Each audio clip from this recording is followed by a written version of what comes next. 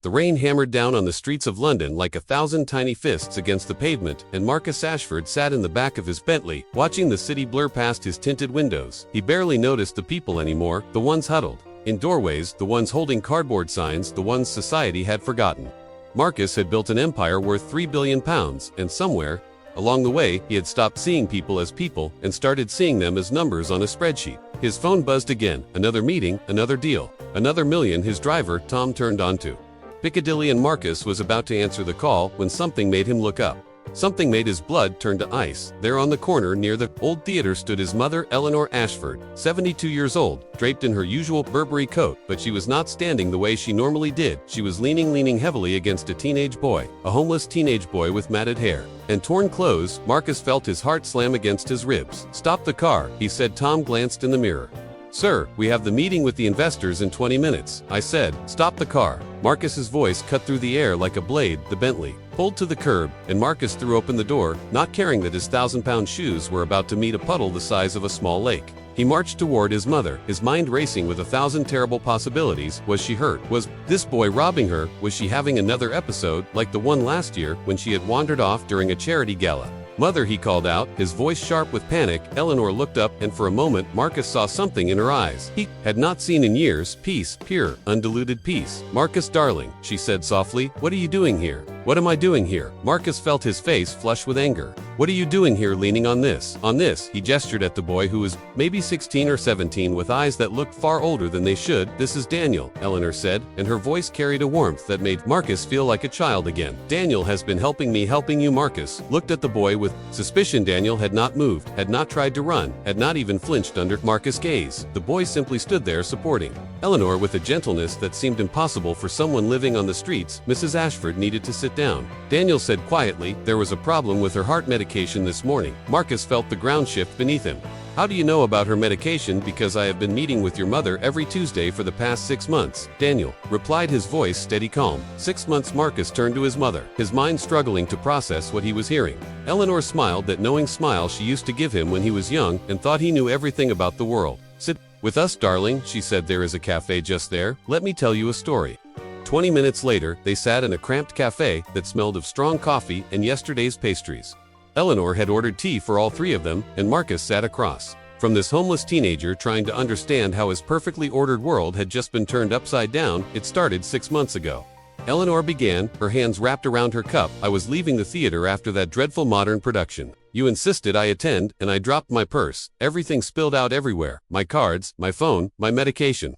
And then this young man appeared and helped me gather everything." She looked at Daniel with such affection that Marcus felt something twist in his chest. "We got to talking," Eleanor continued, "and I learned that Daniel here is quite brilliant.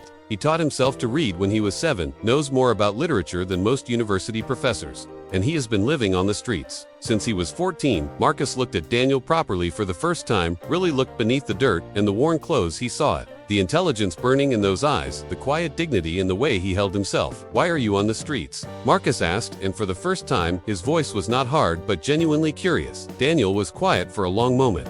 "Foster care," he said, "finally went from home to home. Last one was not safe, so I left, figured the streets were better than what was waiting for me there, and social services." Marcus pressed. Daniel gave a bitter laugh. "They tried, I kept running. Easier to disappear than to keep getting sent back to places that did not want me." Eleanor reached across and squeezed Daniel's hand. "So, I made him a proposal," she said. "Every Tuesday we meet, I bring him food, books, we talk about Shakespeare and Dickens and life. And in return, he helps an old woman feel less alone." Marcus felt something crack inside his chest. "You have been doing this for 6 months," he said to his mother. "Why did you not tell me? Would you have understood?" Eleanor asked gently. "Would you have seen what I saw? Or would you have just seen another problem to be solved? Another risk to be managed?" The words hit Marcus like a punch. He thought about the last 6 months, the meetings, the deals, the times his mother had called and he had been too busy, the times she had asked him to lunch and he had sent his assistant with an excuse. "When did I become this person?" he whispered. Eleanor smiled sadly. "You became successful, darling. You just forgot that success is supposed to include other people."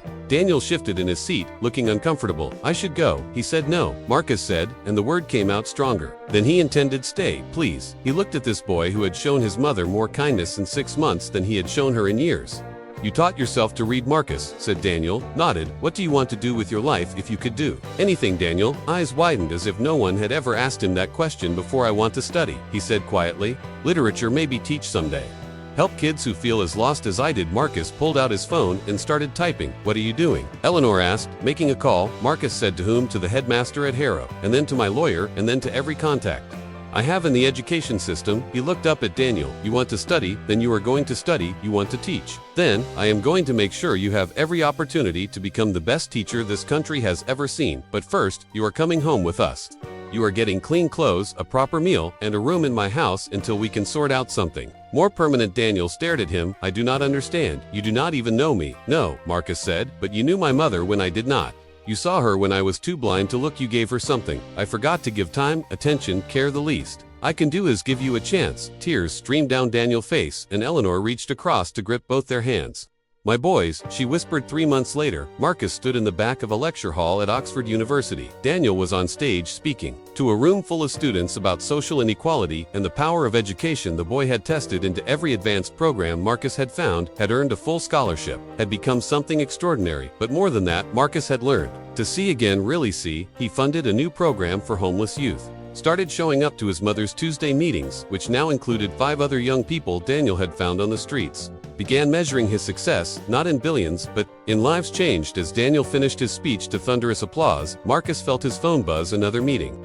Another deal. He silenced it. This was more important after the speech. Daniel found him in the crowd. Thank you, he said, for everything. Marcus shook his head. No, thank you for reminding me what really matters. For showing me that the greatest investments are not the ones that make money, they are the ones that make a difference.